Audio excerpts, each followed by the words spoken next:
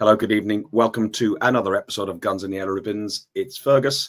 It's 7 o'clock on a Monday. Yes, we are back. We're going to look at the exit to the FA Cup on the third round. And we are also going to look at the Man United game. The Tottenham game coming up. Sorry, our Twitter on Guns and Yellow Ribbons has failed, so you'll be able to catch us on YouTube or on Trevor's. Enjoy the show. Welcome to another podcast by Guns and Yellow Ribbons. This is your Arsenal podcast by Arsenal fans for Arsenal fans. Enjoy the show.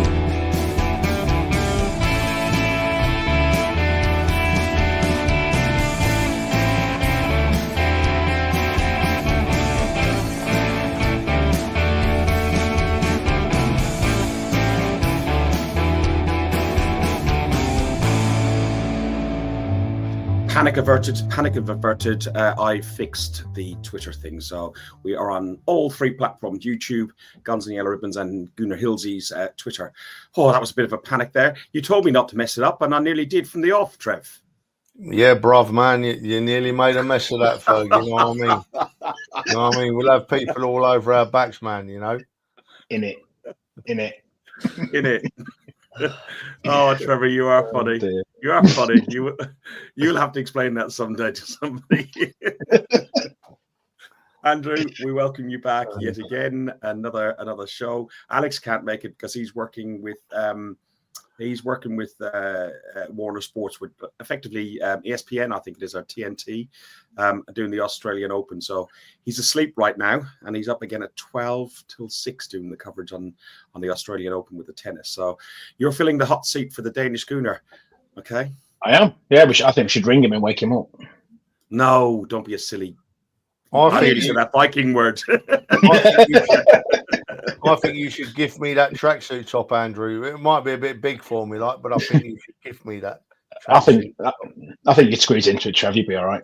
Listen, first, he struggled to squeeze in that seat and they wouldn't bite. Listen, that's because you had your fat ass on next to me. Listen, tonight we've got lots to talk about tonight, boys, haven't we? I'm getting the first word in here, right? I'm fuming with some of our Arsenal fans. Absolutely fuming. They're a disgrace. They're not Arsenal fans. I'm going to have to shut up now because it could control the show. And if we talk about just the football and add bits in, it's quite an interesting show tonight, isn't it, Ferg? Yeah, it is. If we look at the football, but there's a lot to look at in reality. But the first thing we're going to do is welcome back 2 weeks in a row. Christ, he's not been here for ages. And it's like bosses, it's two Dans. And I forgot to give you a kiss yesterday. Yesterday was National Kiss a Ginger Day. Dan, welcome back. Mate, if you'd ever come anywhere near me with those lips, I'd have punched you on the nose. So I'm very glad that you didn't. And Dan's back, everybody. However, had I known it was Kiss a Ginger Day, I would have found a lovely red-headed lady to plant one on. Because obviously, not being a ginger myself, being a Moroccan sunset, it's not really Absolutely. my day. But I would have found one. But yes, if you come anywhere near me, mate, there would have been blood. Well, I've lost the bet because I said to Donna it'll be at least a minute before Fergus mentions ginger. But it wasn't. It was less than a minute, so I owe her money. It's all right. To be honest, it says something when Fergus is the least annoying person of all the annoying people going on this week because there are some absolute clowns about. And yeah, Fergus, they're making you look good, mate. Thank you. Listen, let's look at this. Let's look at this game and let's unpack. I really enjoyed Wednesday, actually. Dan, Trev. I listened back to quite a bit of it on the tube, going down to the football on. At the weekend, there was some absolute tripe talked. That was generally by me, but you two guys actually made some really good comments, and it was really enjoyable. But it was quite cathartic as well to get through it. So hopefully we can do that and get ready for the Northumberland Derby, which is a really important game. 1 in the Premier League, 2 against our rivals, and so on.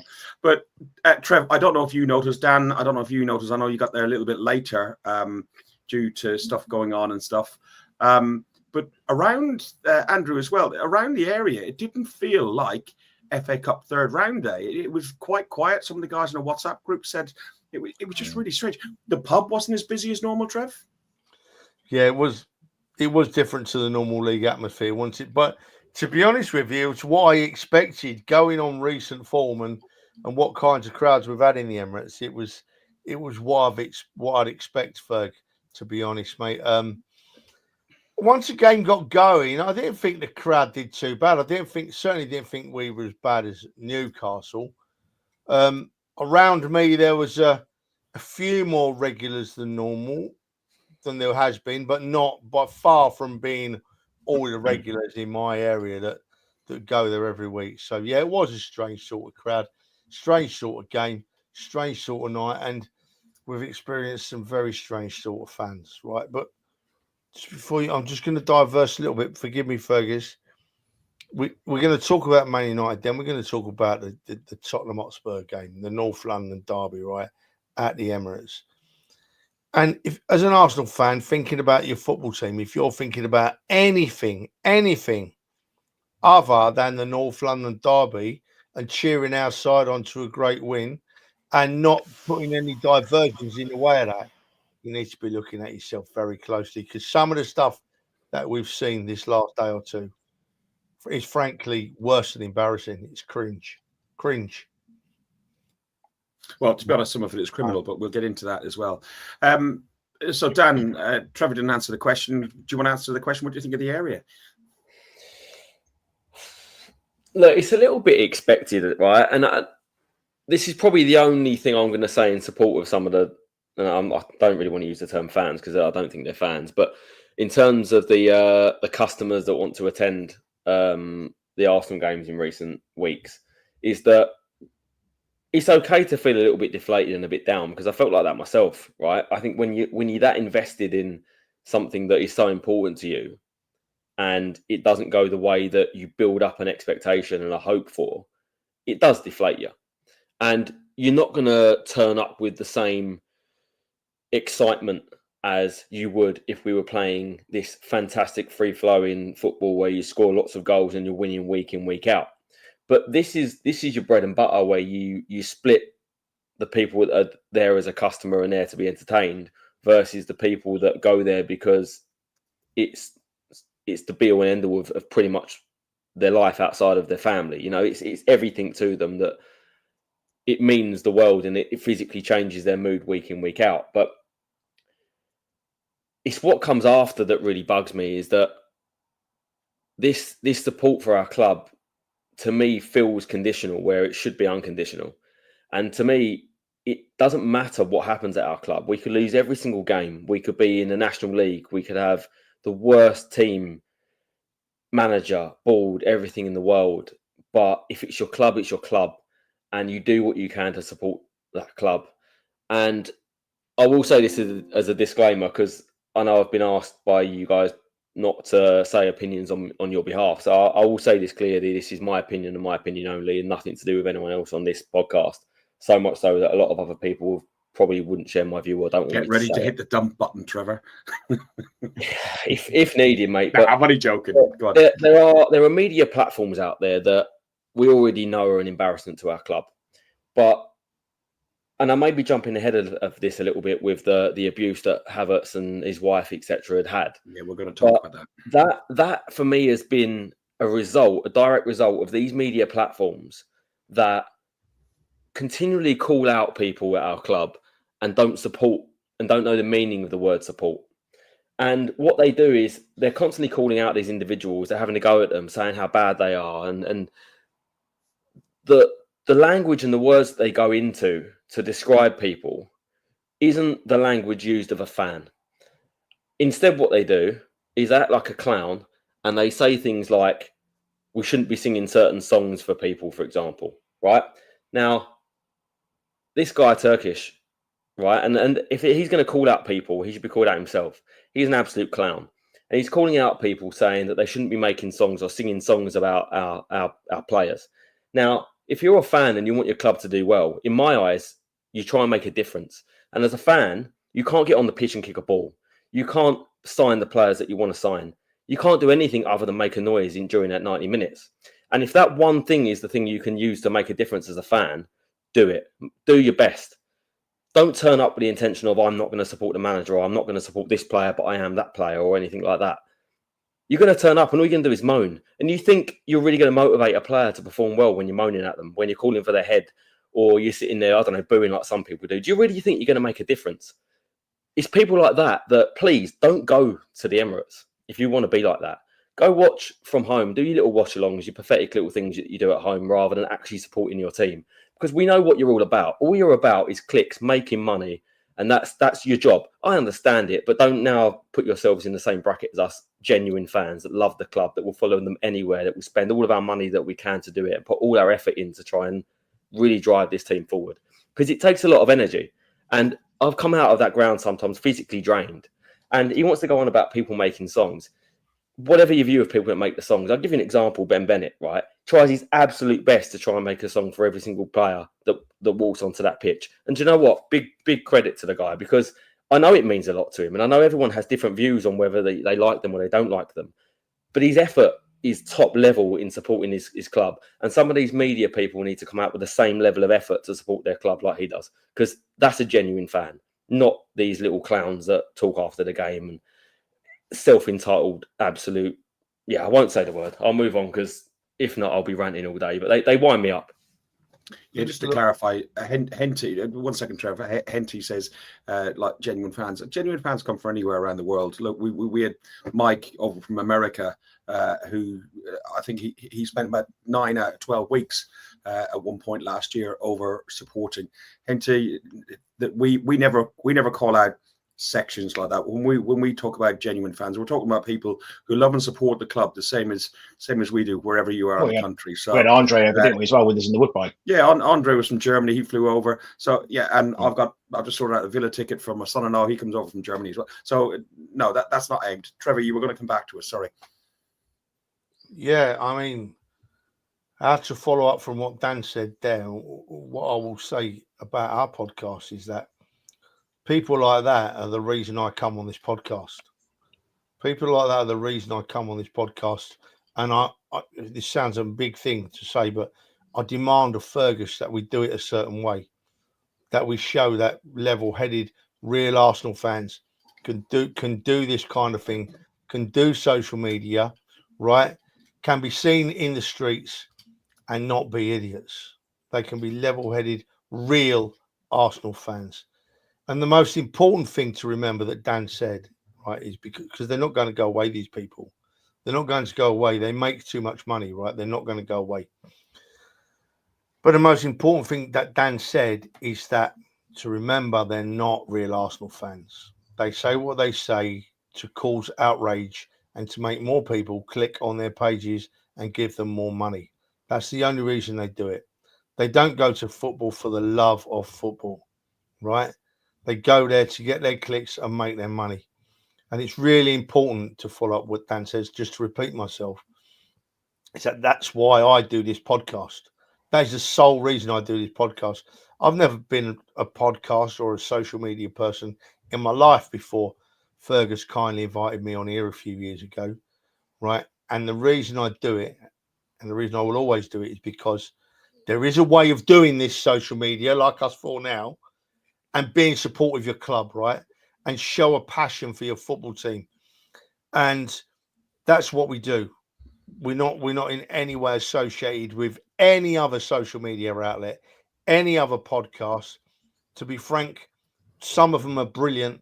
Some of them are just downright embarrassing, money-making, waste of spaces. I don't know how long we can keep talking on this subject for, Dan, but you're right. But what we've got to do, Stan, is stand up against them and do things our way.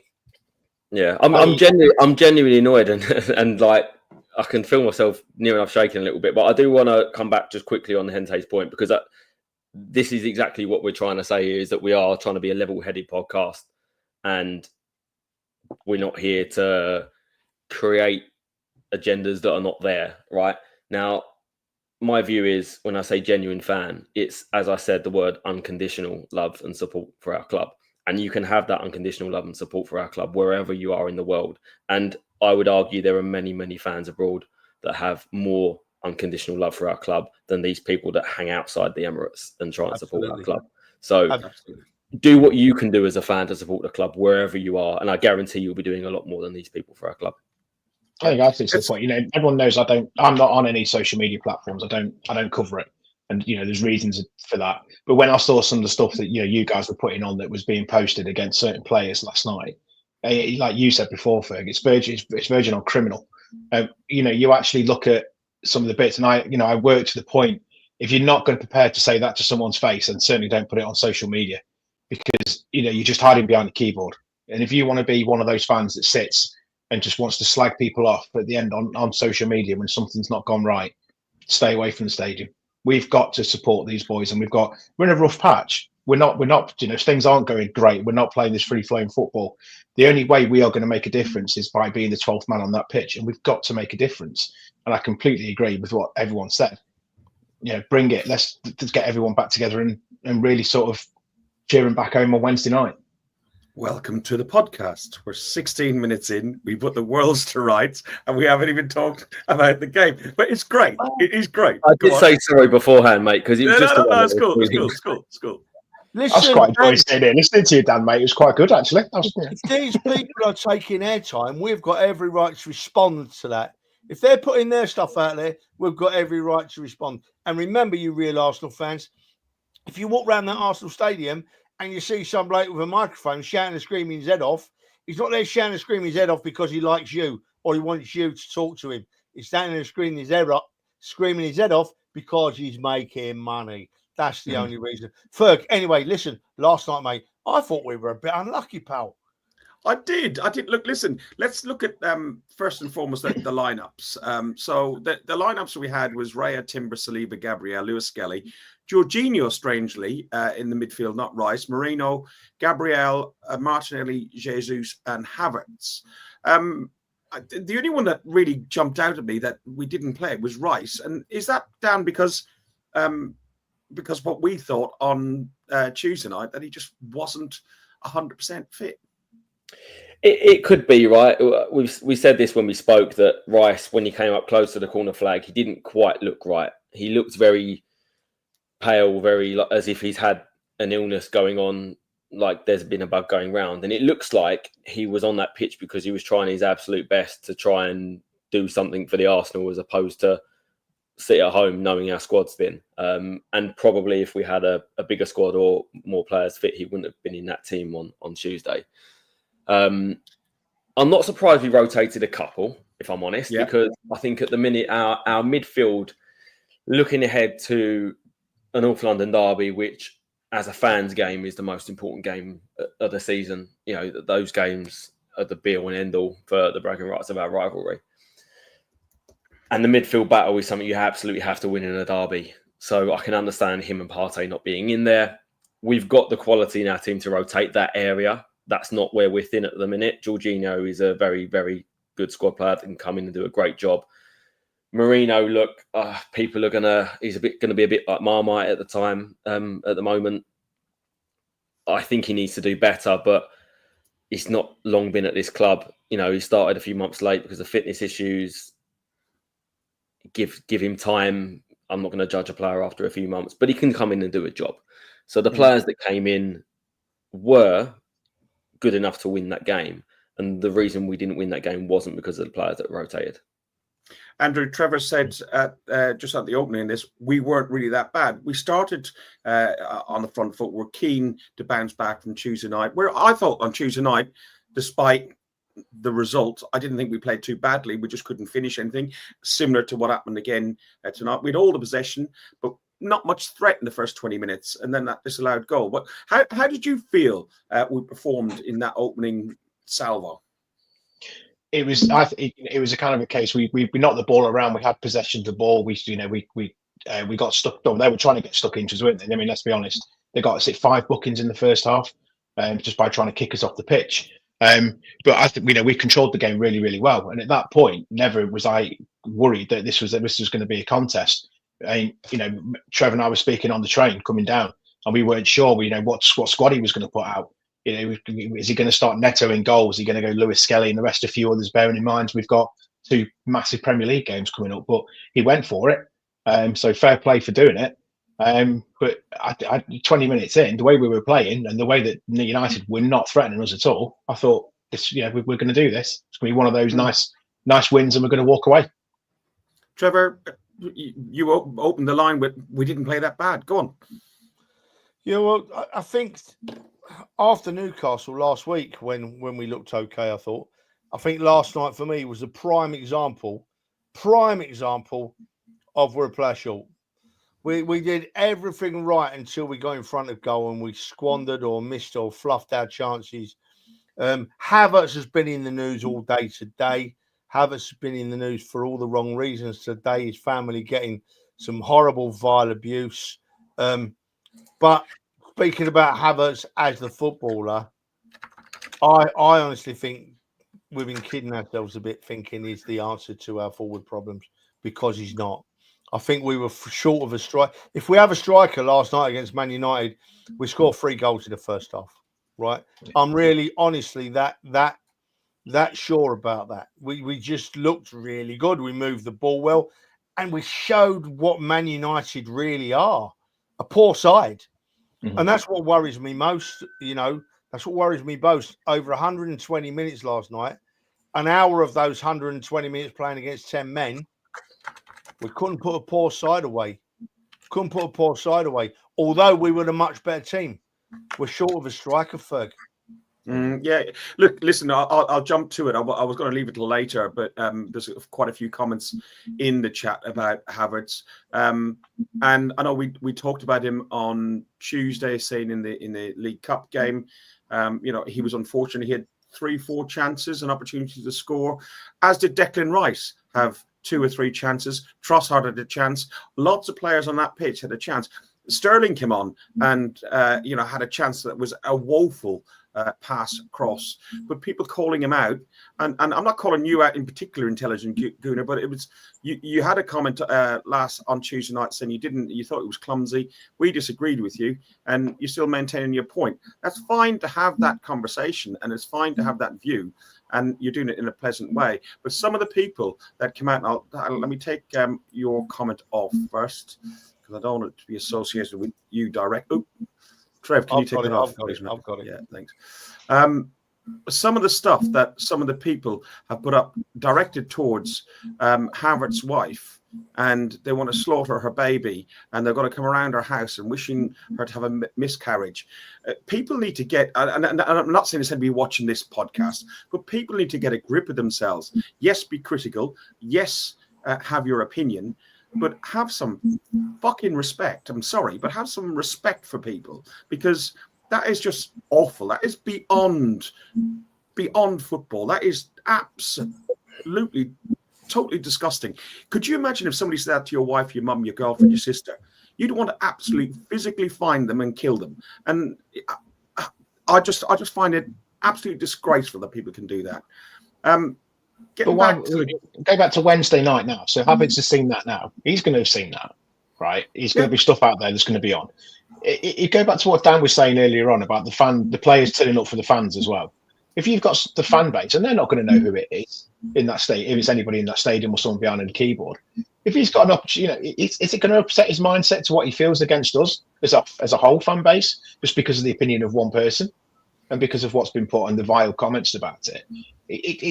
Surely it's got to get to a point as a player where you start turning in thinking, I don't want to be here anymore. I don't want to give you 100% of my time, because if that's the way you're going to react, and exactly what you said, if someone was saying that about your other half or whatever else, how would you react?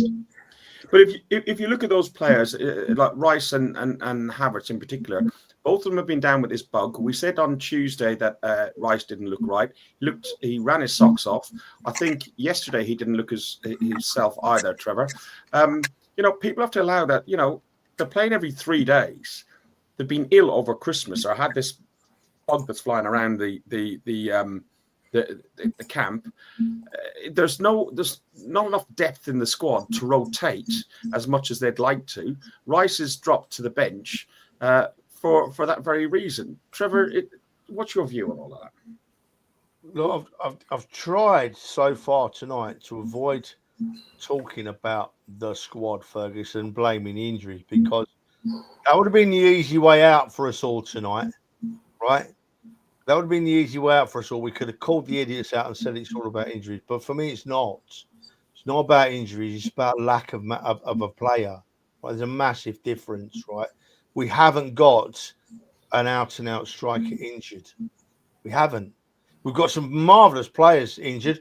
Arguably the best player in the country and possibly Europe injured. But we haven't got an out-and-out striker injured. And that's what we lack. That's what we lack. And it's okay to call players out. Just to confirm what you said, Ferg.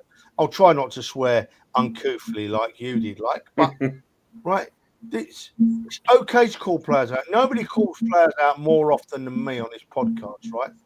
I'm happy to call them out and to say where I think they've gone wrong.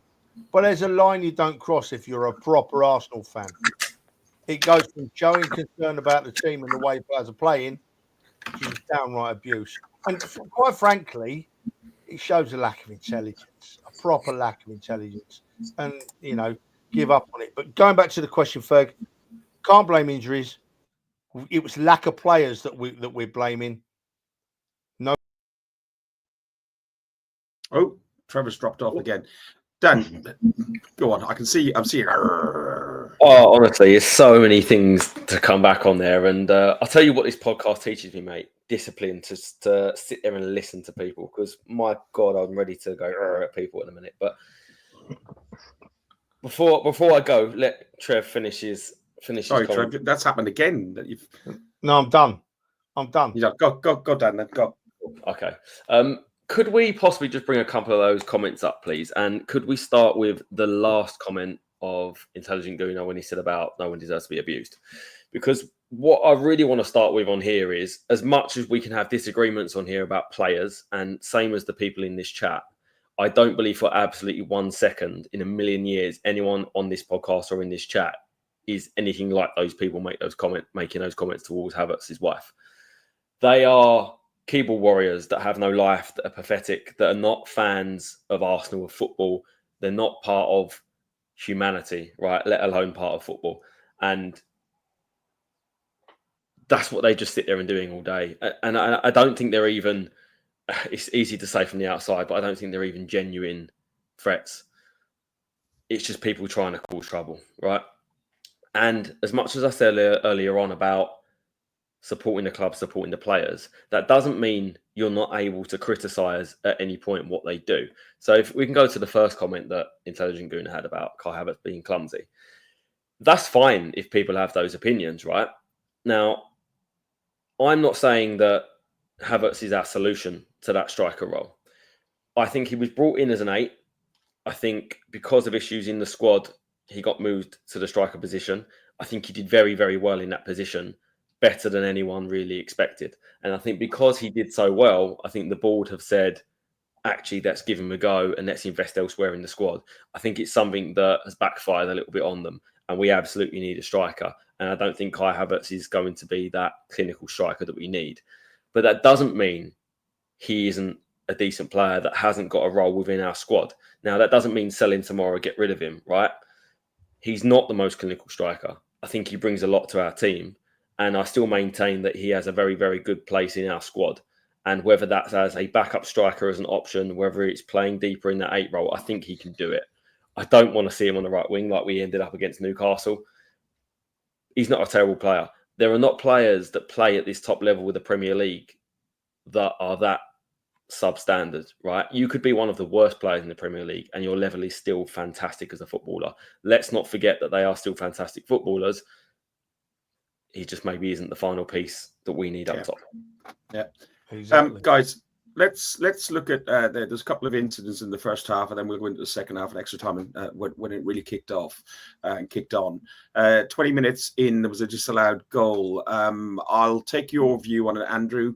Have you watched I've not watched the game back. I couldn't take it upon myself to watch it back. No, I haven't. Disallowed goal. The referee, I don't think, was going to give the disallowed goal first and foremost. Are they the linesman? But he was right by the United fans that were now in the long side of the West Stand lower, and they were berating him, and he capitulated to it. Some say it was the right decision. Some say it wasn't. There was no VAR to fall back on. What's your view? And then I'll ask Trev the same. we were so that we were also obviously we finished celebrating, realised that he'd given the offside, and the minute that I sort of did, I felt my phone go, and again, sorry. We need to pause. In the private chat, Dan is emptying his bag. He is going for a piss. Carry on. That's usually your job. I made me swear at you. I've lost my train of thought now. I was like, I said, neutral fan, and I got a message straight away saying that's not offside. And it was, this is a guy that that watches football week in, week out, the same as we all do. And the reason he said that is that the Maguire's gone to play the ball, has missed it, it's come off him, and we've gone straight through. So in the eyes of the law of an offside, the last touch has come off of the defender, it's not offside, it's a goal. And I've stayed away from it, I've looked at it, but I've seen that comment and I've seen that sort of scenario on it a few times. The only people I haven't seen it from are the people, the Arsenal haters, obviously, who said it was offside all day long. So for me, it's a goal. Trevor? Yeah, well, much like Andrew, I mean, I've not watched it back. I can't. Losing to Man United hits me personally as hard as losing to Tottenham, right? I take it that badly. Because I remember growing up with all the battles we've had with Man United. And there's been some horrible games, but great to watch games.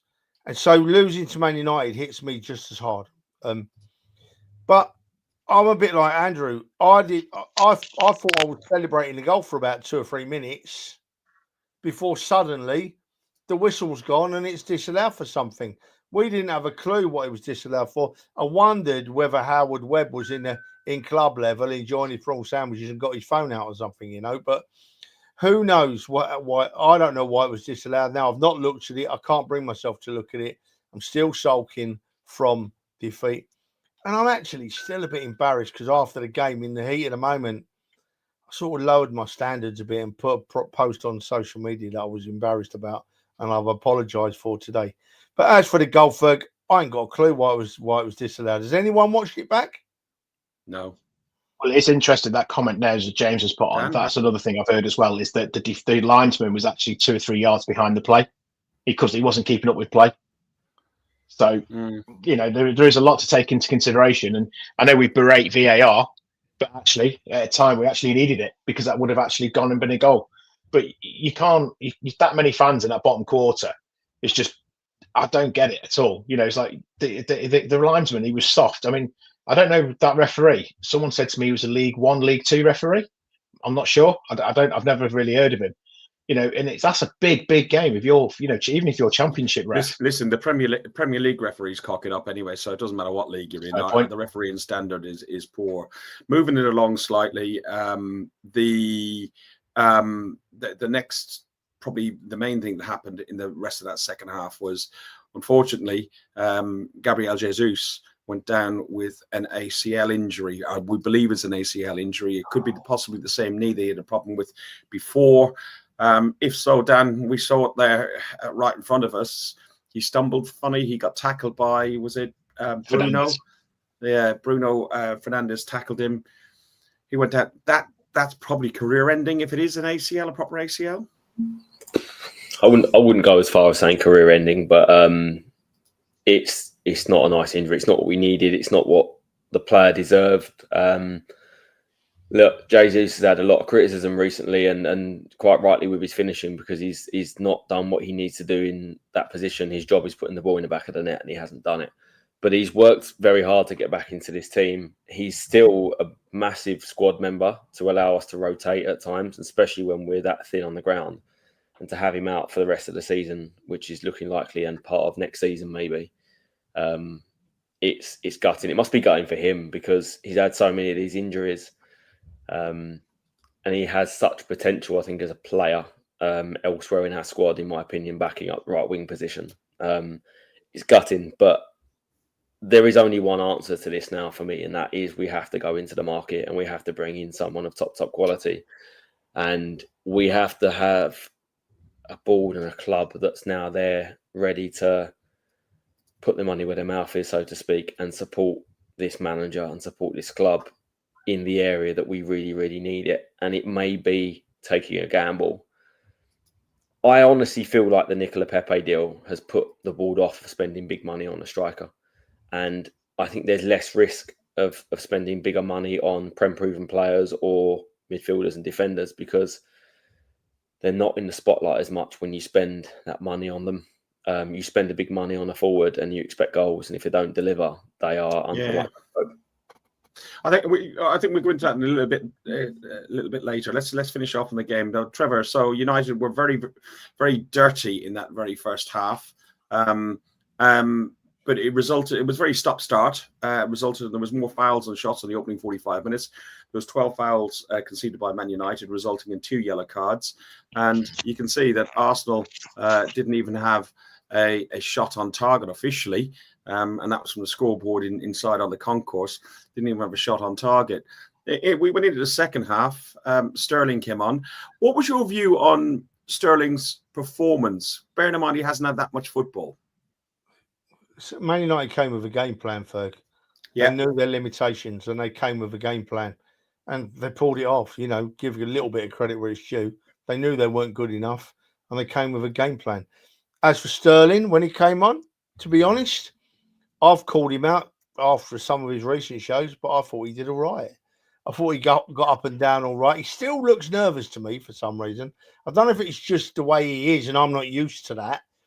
But he still looks a bit nervous to me, like he's over trying, But yeah, I mean, in what was a bad game for the Arsenal, I thought he did all right. He showed more than he has done for me. Early in the first half, United broke the deadlock with Garnacho and Gabriel. They pounced. He lost the ball, Gabriel. He raced towards our goal, Garnacho did, and he released Fernandez, who gave Raya no chance whatsoever, Andrew. What was your thoughts on the defending maybe there by Gabriel? Did he lose his footing? I think you're on mute, mate. No, I didn't have enough of it coming down to see it because there's no where we were. But the minute that ball went down, remember I went down the right-hand side first, didn't it? And the minute I just went, oh, shit, because you just knew we were backpedaling all the way. And it was just, you could see Fernandez going down the other side, and we just didn't look like we've covered it enough. And we were, like you say, we were trying to push forward at that time, and they just caught us. And that was their game plan, was to counter catch us and sit and let us go. Can you blame the defenders for it? I don't know. You can always blame somebody for the goal, can't you? But, it's still at 1-0. I was still to the point, so we're still going to win this. At that point, I still had this firm belief that we were just going to turn the screw at that point, and that was going to be the wake-up call we needed for us to go on and actually start just take it up to the next level. Just move the ball that little bit quicker. Play those passes in through, just to throw through those gaps. And I agree. I think Sterling did come on and play well, and it was great to see him get his head up and actually start, sort of really trying to have a run at them, which he did most of the time. A couple of times he probably did a little bit too much and lost the ball in the play.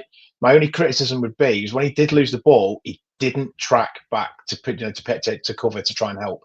And that's the only thing I'd like him to do is a little bit more energy to get back and try and help out, especially when we've kind of gone for 3 at the back at one point to try and really sort of push it forward. But United just put 11 behind the ball, didn't they? It's like Trev said, they came with a game plan and they executed it well. They did indeed. Listen, I think 20 minutes from the end, Dalot recklessly tackled Martinelli. Again, the strong arm tactics. He got a second yellow card.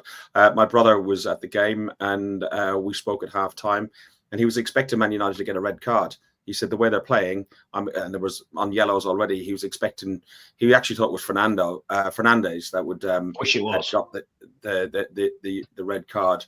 But within 100 seconds from that, we got a free kick that resulted in Gabriel's equaliser. Trevor, great goal. The place, you know what? I was just thinking the three of us are all in the North Bank watching this game, so most of the action was down the other end for 90% of the game. Either us attacking their goal and all the penalties were there. So we've really got a difficult view of this whole thing. Trevor, what did you make of our equaliser? His habit, isn't he? Gabriel's got this habit of being a defender that can score a goal or two, and it's an amazing habit to have. I've not watched it back. Watching it, I thought we got a little deflection on its way in, but I think it was going in anyway. But yeah, he lurks around. If he's up for a set piece or up for a corner, he doesn't immediately run back. He lurks about a bit looking for an option, and it paid off. It paid off, and he scored a really good goal. And then from then, I'm thinking, there's only one team winning this now. I wasn't even concerned. I'd watched what had gone on previous in the whole game before the goal, and I'm making my judgment on what I've seen and who's playing well and who's not playing well. And Gabriel equalises, nothing. That's it.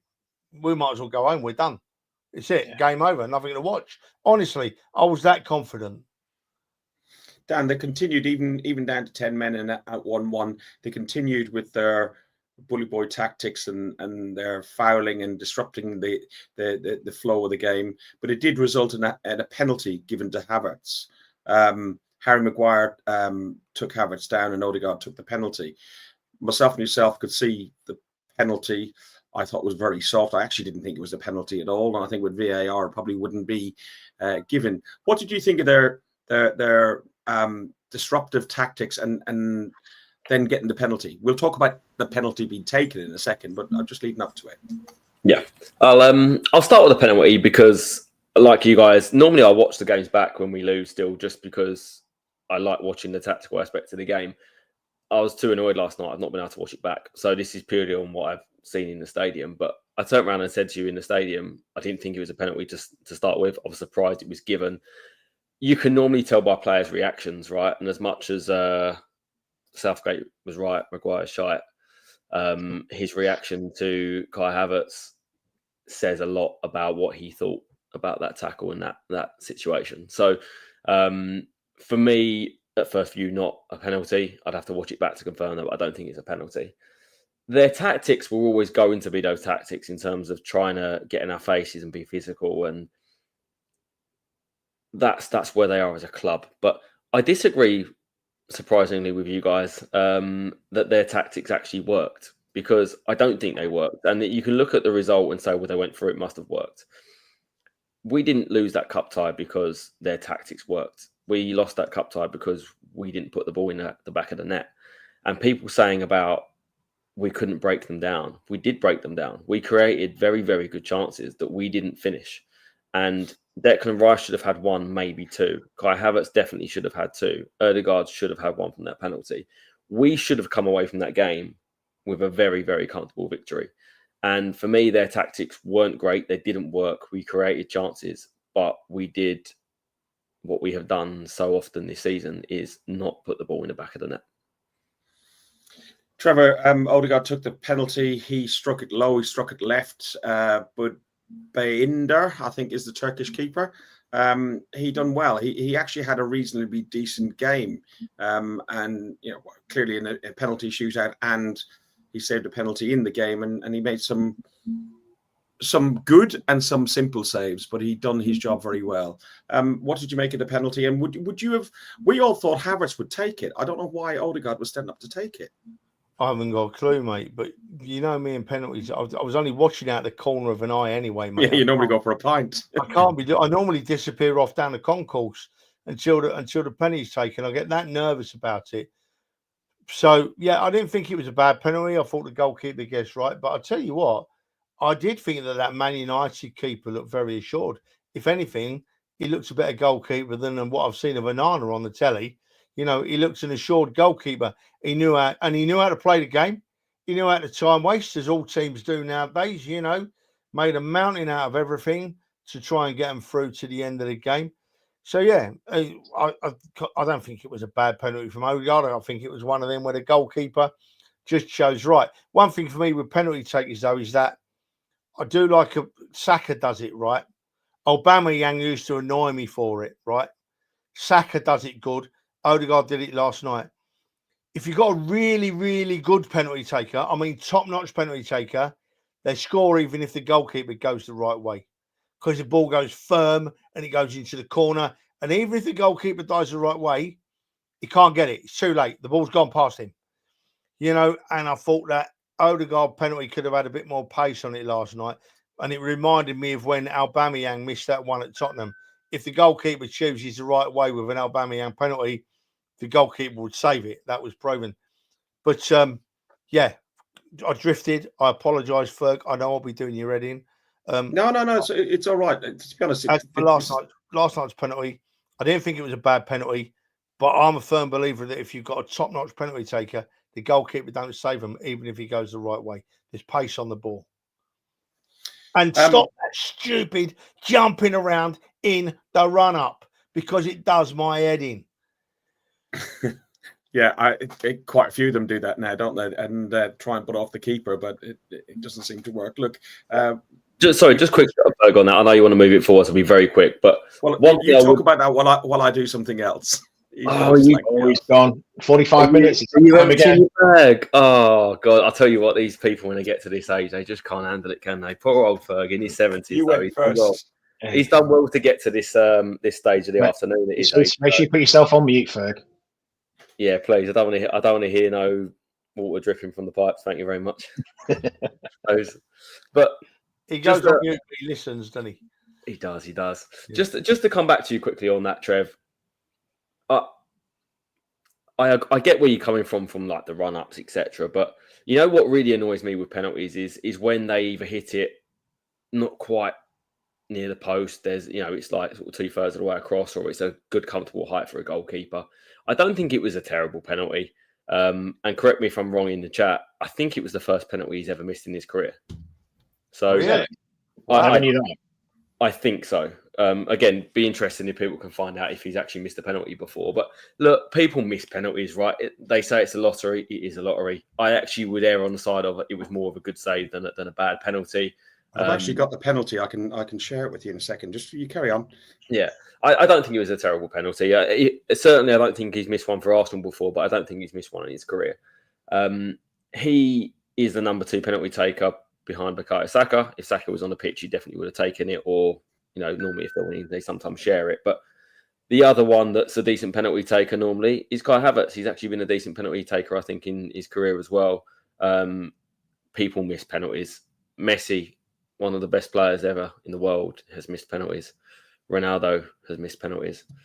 It happens. I'm certainly not going to jump on their back for it. Yeah, absolutely. No, I agree. So Rice had opportunity. I'll bring that penalty up now. Just 1 second. So just bring that. Don't put a commentary on Ferg. No, it's not. This is our own footage. I own this. Oh, you own it. Yeah. So I'm sure the Premier League would, or the Carabao people would argue that point, but never mind. I'll also caveat that with I put a video up once of the early part. Sorry, we can't hear you at the minute. Go on, carry on. You cut that off. I can't. God, Fergus. It's because I said that bad comment. I even once posted a video of us singing the Erdegaard song in the stands, and I got done for copyright. Could you believe that? I got done for copyright of the Erdegaard song. It really wound me up. So you don't own that footage, mate. Yeah, but just looking at the penalty, because this is it here, Trev, and this is your bugbear, the dancing beforehand. This is from block 3, I believe. The stop, start, stutter. I think that's his usual run up. That's a run up that he does all the time. That if Dan's right, he's not missed a penalty. That's what he does all the time. That is his normal run up. United were just completely not our arses for me when that was given, because they were just pushing, they were shoving, they were doing everything they could to try and put us off and for getting anywhere. To get any momentum with that. Odegaard tried to stay out of the way. I can't remember who put the ball up. I've got a feeling it was Jorginho put the ball up. That was Gabriel. It was Gabriel, and I literally can't. They were pushing, they were shoving, they were doing everything they possibly could to put him off. And by the time it had calmed down, I mean, it all gone. But I'm just looking at the back of that, and I do agree it is a good save. I can't take it away from the keeper. He's got down low. He has saved it, but we'll talk the arse on him scoring up. We'll talk keepers shortly. We pushed on. Rice came close. Havertz came close. Rice put a header straight into the keeper's hands. Should have probably done that. I think he was on the way back down as he went up for it. I think that might have been the reason. We were stood where we are. We're right in the middle. We're right behind that and coming up. And Rice goes up to it, and I'm thinking, that's going. He made it so easy. The things you always taught, isn't it, is to head it back to where it came from. And if he does just knock it even just a little bit to the other side, it's in. And it just made it so simple. And you come back to what we were saying earlier on. It's just this complete lack of confidence in front of goal at the moment for everybody. Is it going to get to that point where we're going to, hopefully, it's Wednesday night, where we go and put 6 or 7 past somebody again? I mean, it'd be great if it was, wouldn't it? But That would be beautiful. Look, extra time came. Rice, Trossard, and Havertz had chances in the first half. Raya had done a good save from Xerxes in the second half, and Partey had a deflected shot over the bar. And then we had Trevor. And Trevor, I've got footage actually of you and how you react to penalties, because you normally go out to the bar. You've done all sorts of things. This time, you took it to like a duck to water, really, didn't you? Me watching the penalties. Has he missed? Has he scored? Has he missed? Has he scored? Sorry, boys. Now, people watching the podcast are going, what is that? This is the sort of stuff that we get sent through to us on a regular basis. Trevor found Snapchat and he's found filters, and this is what we get all the time. So pray for us. I'll show you the others. No. Oh, dear. Oh. Look, Right, right. so the penalty. God. No, that's me, isn't it? Ferg, I've been at games before now, and I spent the whole second half on the concourse. That's me. I've always been like it. 50 odd years of watching the Arsenal, I've always been this nervous watcher of a game, right? Absolutely, I have. And obviously, it'll never change now. I mean, I tried to watch the penalties. I watched a couple, and then I had to look away, and then I was nervous. And yeah, that's me, isn't it? That's me. Ferg, we can't talk much longer about this, right? Because you've got to move on to Tottenham. And we've already done 51 minutes. I know. Look, we're going to overrun. We know that. We're going to overrun. The penalties finished 3-5 to City, to United. Havertz one being saved. But the topic that I was going to talk about on this very briefly. So what's this? Odegaard? Dan, you got stats on there. Go on. Yeah, I just had a quick look at the stats, and that was, I think, Odegaard's first ever penalty miss. He scored 4, and he's now missed 1. So that was his first miss. He doesn't take them that regular, but that was his first miss. And another interesting one was Kai Havertz had scored 20, and that was his second ever miss. So the guy is not a bad penalty taker, but sometimes when your confidence is low, things change. To get on his back for missing his second ever penalty out of 22, I think is ridiculous. No, but Trevor, let's talk about one thing that has popped up on Twitter and various other things was David Raya. On Tuesday, we said, we weren't sure if he was 100% confident, and we thought it was Isaac and Gordon being very, very strong and maybe pulling the defence a little bit. And if your defence are unsure, then keeper might be unsure. His penalty saving technique, the guys behind us, Dan, as well, were saying he's jumping too early. I'm going to put this quick clip on. It's only about 4 seconds. What did you make of it, Trevor, of his technique for these penalty saves? I don't want to sound harsh on the boy. Well, he's obviously been coached, right? He's obviously been coached on how he's going to save his penalties, right?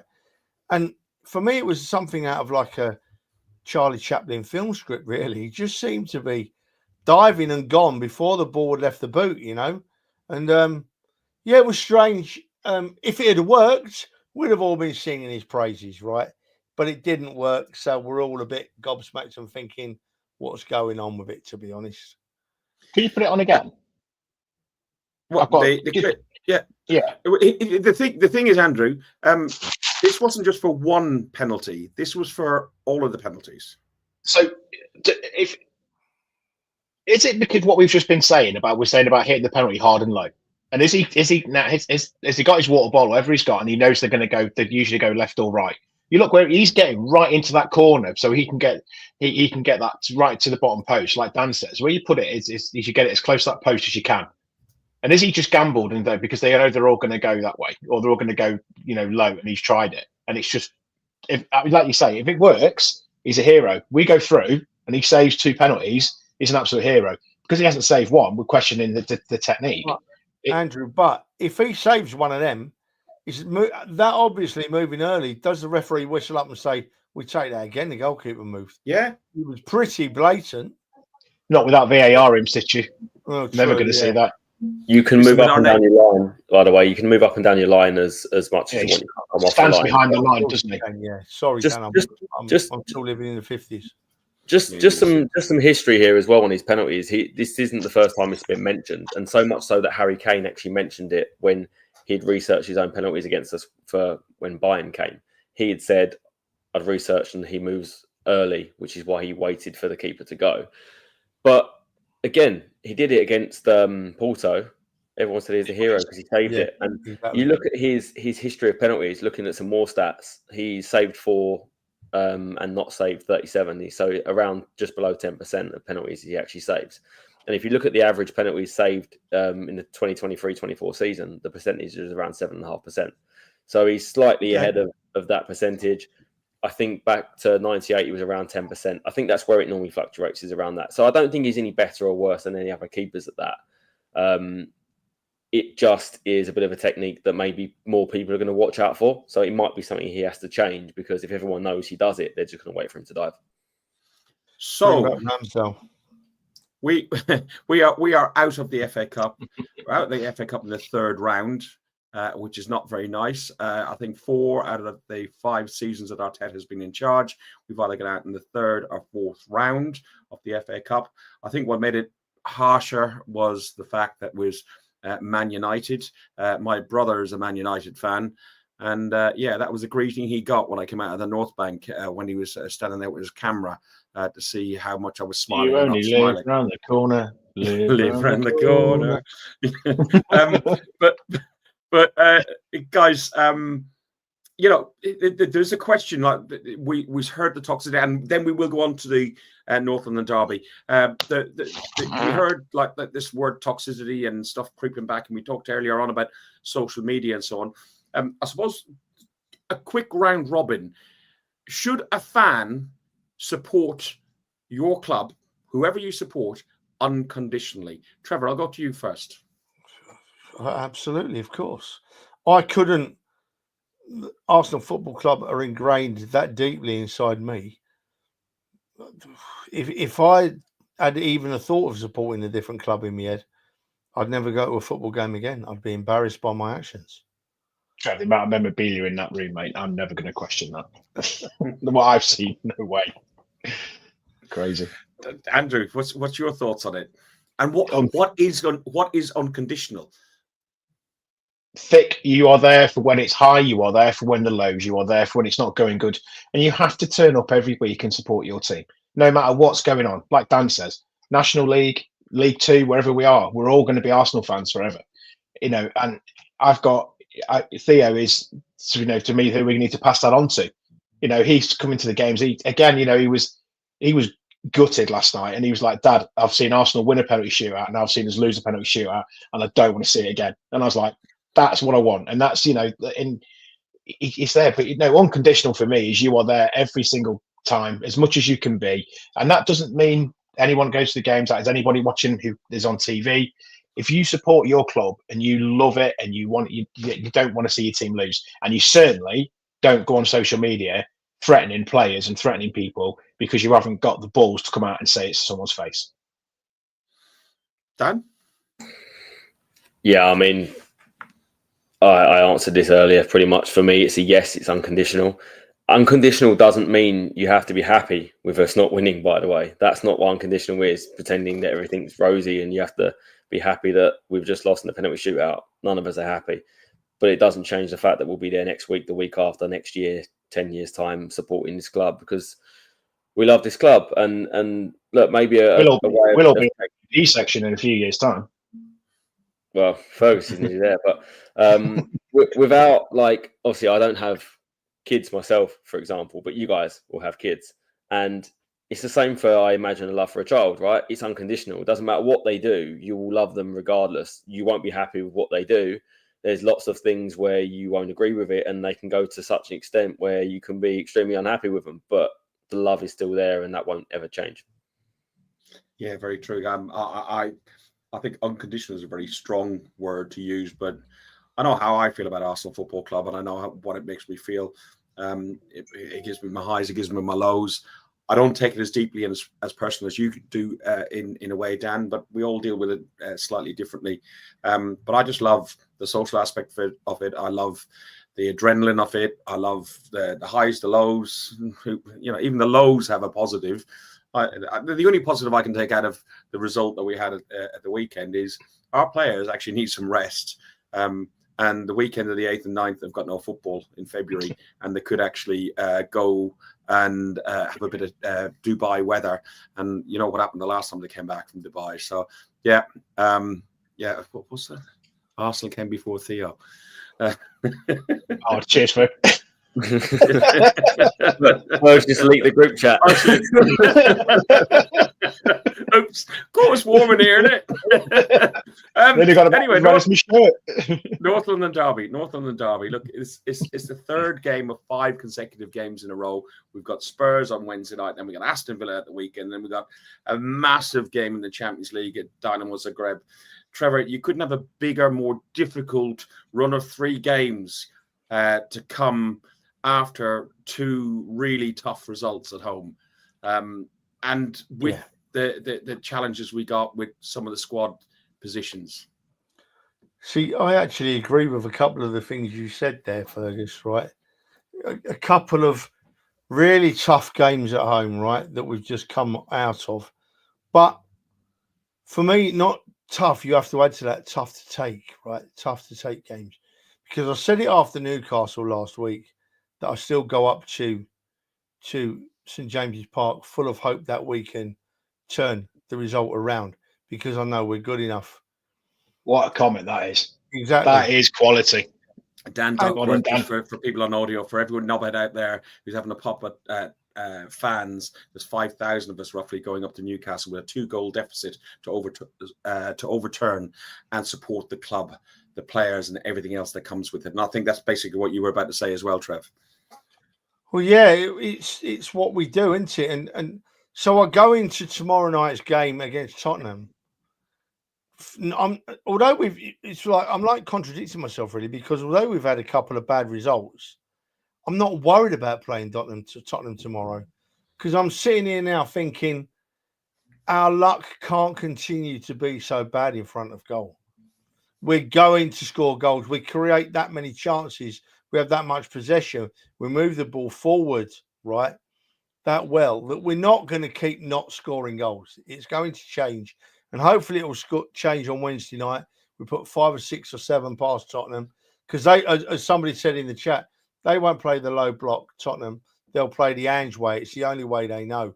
And hopefully that could fall straight into our hands on Wednesday night. Absolutely it could, Andrew. Before you rudely interrupted, that was what I was going to say. But that's my job, Andrew.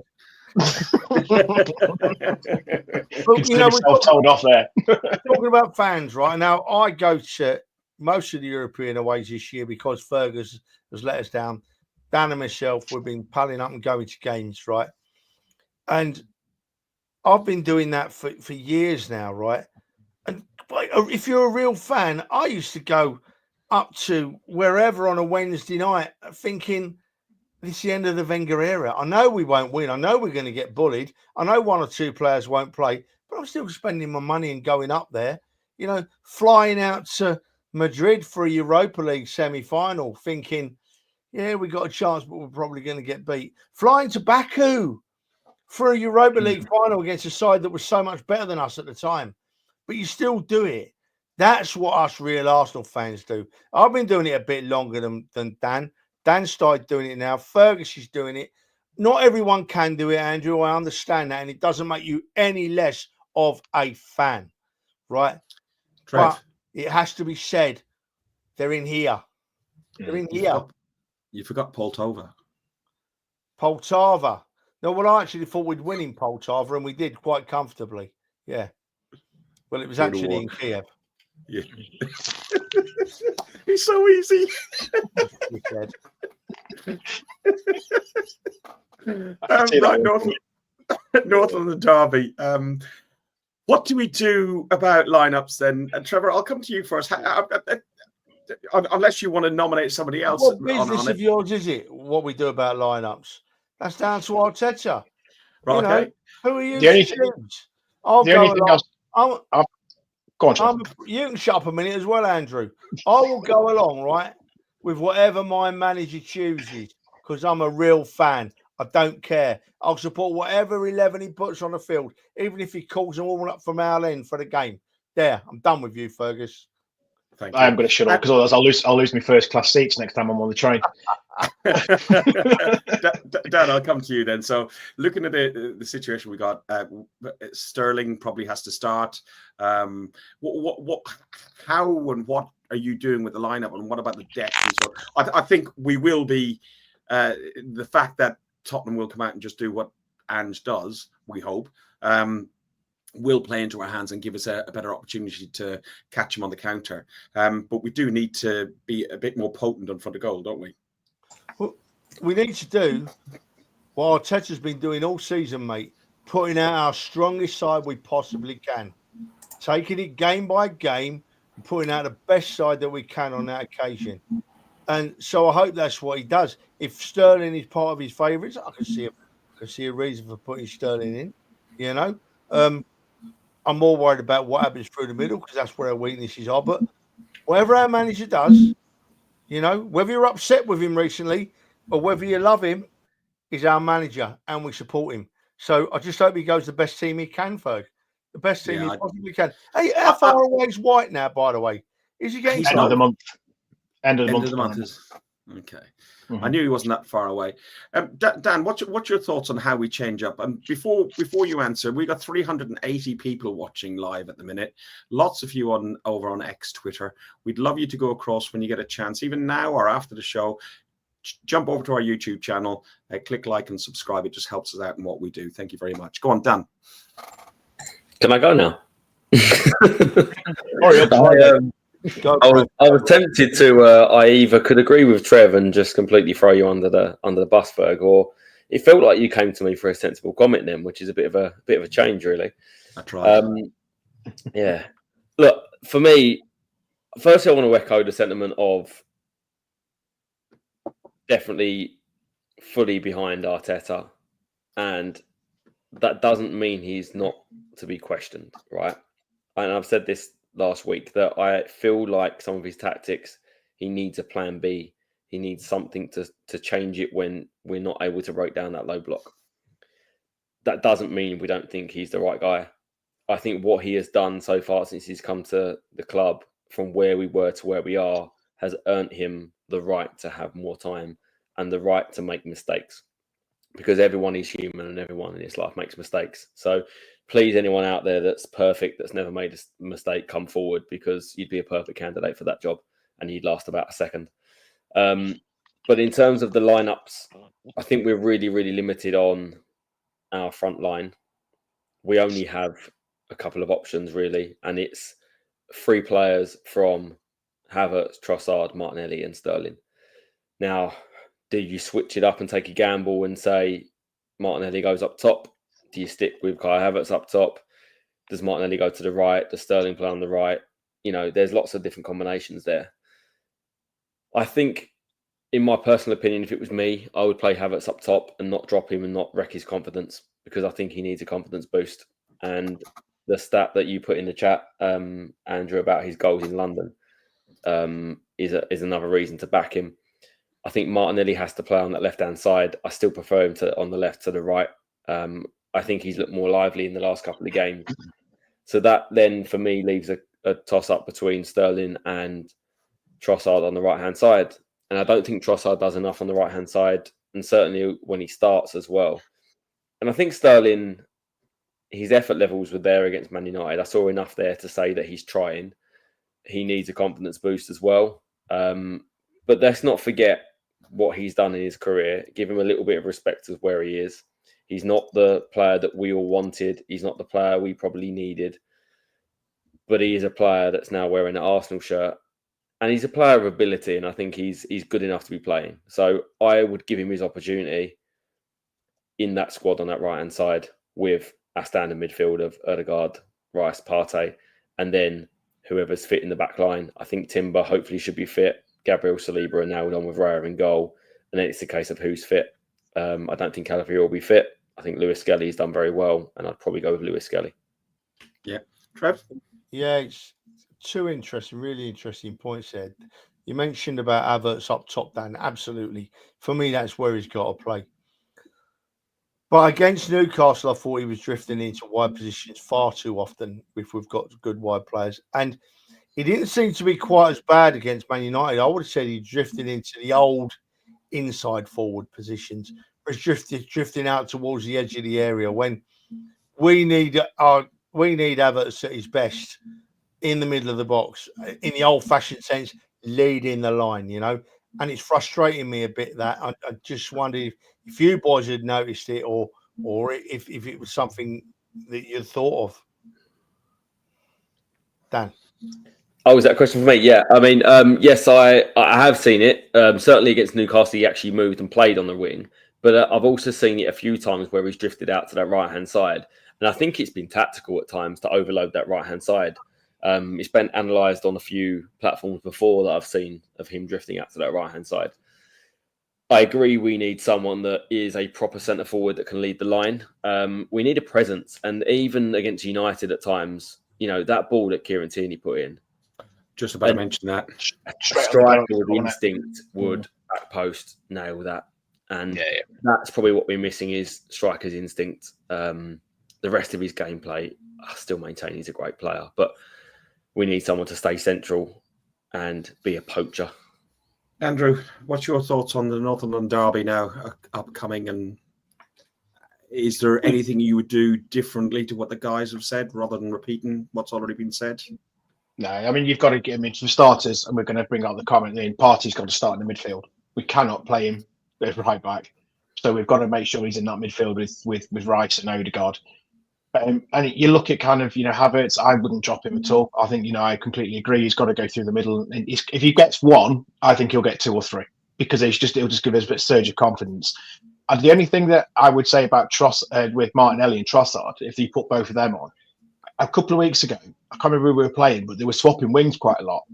And it kind of it started to have a bit of an effect. And all of a sudden we stopped. I think it was Brighton away. Martinelli was giving this free roll a little bit. And I'd quite like to see that as a bit of something a bit different, because last night at times we went back to this horseshoe, didn't we, around the 18-yard box? Didn't really have anything sort of to penetrate through. And it's everyone's saying that's because we're becoming predictable to play against. So, do we naturally need to do something a little bit different up top to actually make those little runs and through? Because the one thing that we are missing is Saka on that side, who's making those little darting runs inside the penalty box from the pass from Odegaard. And either Saka's crossing the ball to whoever's in the middle, or he's getting brought down for a penalty, or we're getting a corner from it. And we just don't seem to be getting that same fluidity. So I would just love to see us just go for him tomorrow. I think it'll fall into our hands tomorrow. Wednesday. I think, you're completely right that Tottenham will not play a low block against us. They'll try and go out and beat us. And I think, we need it. So I suppose before we give our score predictions, the issue and the problem that we've all talked about is a striker, an out-and-out number 9. Havertz is not a 10, he's not a 9. He's somewhere in between a 9.5 sort of thing. And we try and play him as an 8, 9 and 10. But that's down to the manager that chooses that, and it's down to the squad that we've got. Is Arteta, Trevor, to blame for the striker situation, or would you say it's down to further up the food chain in regards to recruitment and recruitment policies, or is it down to availability in the marketplace and the appetite we've got? Well, as we all know, Fergie, it could be any of those things, mate. I think that Arteta, in his very first period as Arsenal manager, stated that he would never sign anybody just for the sake of signing them. He would only sign people that he thought were going to fit into the regime and improve his team. So maybe that's how he's been with a striker. I find it hard to believe, honestly, but maybe that's just how he is. I think Havertz could be a really good striker if we could just get him playing solely through the middle. I think there's a striker in him. He puts himself about very nicely. As for signing a striker, I had it in my head today. Edu's been gone a long time now. He's been gone a few months now. No word about a replacement or about a new system being set up to fill in the spaces. I And I wondered, does Arteta need a bit of help, Ferg? Is he trying to do too much? Is he missing a bit of not guidance? Maybe guidance would be too strong a word. Is he missing maybe the second opinion that Edu might have put into his head if they were thinking about going in a certain direction? Yeah. I'm not sure, because my opinion of Edu is different to many others, as you know. Some stuff I've been said, and again, I got no way to collaborate in it, but the information I've got from that source has been very good on 99.99% of things. And I don't think Edu has had as big an influence on the team as people would like to think. I think he had some Brazilian contacts, but I'm sure Dan's got a few Brazilian contacts. I know he's got a few Norwegians somewhere in his black book. Yeah, look, listen, the fact that remains is that we had 105 shots on goal, 41 on target, and only 18 goals. Dan, is it down to Arteta? Is the blames down to Arteta? And as Trevor said, does he need assistance somewhere along the line? I wish you hadn't mentioned Brazilians and Norwegians before this, because my mind's drifted slightly. But I'm gonna have to he's got his knapsack. we have to bring this back slowly to Arsenal and Arteta. But look, here's a reality, right? Is that everybody has an opinion, but does anyone actually know what's going on in the club and who makes the decision on who we sign? I don't think anybody really has a full understanding of that. Now, my view would be, I can only imagine that someone would not have that much power to make a decision of, I am signing this player. It would have to be run by various other people throughout the organisation. Yeah. And that's from working with sort of big corporate companies. There isn't a situation where someone can make that much of a big decision because it's a lot of money being spent. So to put all of the onus on Arteta for not getting a striker, I think is unfair. I think the pressure should be there on the group, whoever would be making this decision, that they haven't done the right job. Now, I can't imagine Arteta saying, no, I don't want the striker. I can only imagine him going to the board and saying, I need a striker. And they've probably had a conversation of, these are our targets, this is what we can do, we can't get this person, etc. Somewhere along the line, I think that Arteta has been let down. That's my personal view. We know we need a striker, right? And we can see that. There's no way Arteta doesn't see that we need a striker. So for me, it's unfair to blame Arteta. But I just want to mention, and I don't want to take credit for this comment because it's a comment from Harry from Chronicles of a Gooner, if anyone's seen the podcast. Really great podcast, really level-headed. I think a great guy that explains and puts his point across very well. And he said, for your company that you work for, would you ever publicly call out your boss? And it's such an important point that I don't think anyone would here publicly call out their boss because they'd risk losing their job. But in private, they would be going to their boss saying, look, we need to do this, this and this, and be having that conversation. And I can't imagine Arteta not having that conversation. But in public, when he's asked these questions, there's no way he's going to call out the powers that be above him. So I think there's a lot of, he's protecting those guys, he's protecting the team and the players. He's doing a very good job of protecting them, but he's taking the stick himself. And I think people need to realise that before they give him too much stick. But that's the sign of a good manager, isn't it? You know, it's like he's going to take the flak away from what's happening to put it all on him so that they can go out and do what the best they need to do. And I completely agree. There's no way in this world Arteta is sat there going, I don't need a striker. I'm too good to be able to have a striker. I can support that so many goals past.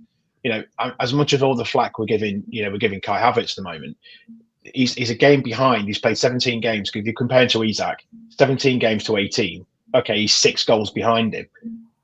But, you know, so are we going to go and spend what? I mean, people are talking 150 million for us to go and get Isak. Are we actually going to go and spend 150 million in January to go and bring him in for an extra 6 goals? But when you actually break the stats down and look at where our goals have come from, everyone, it was on Talk Shite the other night. They were talking about, you know, sort of Havertz has only scored 7 goals. I think it was 6 at the point. But, you know, they're going through about Chris Wood and everybody else who's got more goals. Nobody else in those teams has scored. We've got teams coming from Trossard, Martinelli, Odegaard, Saka. I think they should be spending that 150 million, by the way, on this app, because those 6 goals will be the difference in scoring in key games at key moments when you're 0-0 when you need a goal, not when you're scoring when you're already 3 goals up, right? Yeah. And we've seen that the chances that Kai had, if he was a clinical striker, he would have been. I suppose as well, we'd create more chances for him to put more away, I suppose, as well, because we will. Yeah. Guys, we've run well over our normal 60 minutes, or we always run over. But there was lots to cover. There was a lot to debunk and discuss. It's been a good chat. I suppose, are we doing score predictions on Wednesday night? Yeah. Go on then. We are. Trevor? Look, right. I'm so glad you went to Trev first because I don't want to get it wrong. Look, right. I've got the striker thing in my head, right? So I'm going to be 5 seconds further. I make no apology for it because it's the most important thing going on within our football club on the field at the moment, right? Is that we've shown we're prepared to spend. We paid a lot of money for players. We paid a lot of money for Declan Rice, right? And we've got to spend this final bit on a striker. If not this January, then at the very latest this summer, right? Because I honestly think it's the final piece of the jigsaw. I really do. But we've got to get our final piece of the jigsaw put in place so we can reap the reward before the other pieces start getting old and falling away, you know? So we've got to get ourselves a striker in. As for Wednesday night, you know, I'm looking at how well we've played without putting the ball in the net. Logically, I'm looking at how Tottenham will play very differently to either Newcastle or Man United. And I'm thinking, let's go and get 4. Let's go and get 4 goals at least, Arsenal. If we have the possession we've had and the chances we've had and we take our chances, it'll be at least 4, possibly more. Andrew? Well, I do you know what? I had 3 in my head. So I said 3. I'm going to go 3-0. But do you know what? For me as well, it's the biggest thing. We can put 11 players out on that pitch, and I will be there, and I will scream my head off on Wednesday night to make sure that I do everything we can. And the only thing I'll say to everybody is we've got to make sure on Wednesday night we are all there. Everyone that can get there, everyone that's got a ticket, to make sure we get everything rocking in that stadium. We have got to be the 12th man to get and support that team. To be through thick and thin, like we've just been saying. So we've got to make sure that we get that place absolutely singing. Got to make sure we make it really loud and a horrible place for them to be, and we will win it 3-0. Dan? See, I was expecting Trevor to say something like a 10-0 to the Arsenal there, but we've got to be quick because Fergus just put in the chat that he wants to watch Love Island at 9, so we need to get off pretty quick. So. Yes, Love Island, mate. We know you. That's what you're watching. But look, Hart says... I am the Love Island. Oh, I'm going to be sick. Hart says we're going to absolutely smash them because generally I think away from home they're an awful side and they're there for the taking. But Head says from experience that most of these derbies don't end up that too far apart from being a very close game. I think we're the better team. I think we're the better club. We are the only proper North London club. We're the only proper London club. But these lot will hopefully get what they deserve. I've got no doubts that every person in that stadium will be as loud and proud as possible because whatever happens, that game has to be the one that whatever happens, you're loud. I think we're going to score a few goals. I think we'll beat Spurs. I think they'll come out at us and they'll leave spaces, and that's where I don't worry about us when there's spacing behind. So I'm going to go for 3-1 to the Arsenal, but I don't care what the score is as long as we win. It could be a 1-0, it could be a 10-9. I don't care what it is. As long as we win, that's the only important thing in this is beat them lot down the lane. I'm going the same result as you, Dan. I'm going 3-1. I think we will probably concede a goal. I hope it's not the first goal. I hope we get an early goal. They're normally tighter affairs. I was thinking 2-1, but I think we're actually slightly better than that. But it will really be dependent on the squad and the lineup we've got, how the match official manages the game, because they seem to have. Who is it? Do we know? I don't, mate. Sorry, I can't remember who it is though. Yeah, I just find it so frustrating that referees have such a bearing on a game that it's unreal. The other thing that I just wanted to pop up as well, Ashburton Army are asking everybody whether you got a ticket or not to get involved. There's a Northumberland Derby march going from the Eaglet at about 7 p.m. Down through the railway arches up to the stadium. If you're in the stadium and you're not on the march, and there's a march of support and nothing else, it's a support and get the atmosphere going around the stadium. But if you're in the stadium on the concourse, don't worry about watching Tamworth versus Spurs like they did at the weekend. It was absolutely dreadful that everybody was more interested in watching that than actually trying to get some atmosphere going on the concourse. Get your area of the concourse going, and then bring that noise, bring that everything into the Stadium Bowl itself, because we need absolutely everything to motivate these players who are playing on, well, all players from all teams are playing on absolutely fumes at the moment. They've been playing continuously the whole way along, but we don't care about Spurs teams being on fumes or our Villa's team. We only care about the Arsenal. So please get behind the Arsenal. I'm going 3-1, and I think I got to press that button, Trevor, haven't I? I've got to press the button. I'm struggling to stay awake with that load of waffle you've just come out with.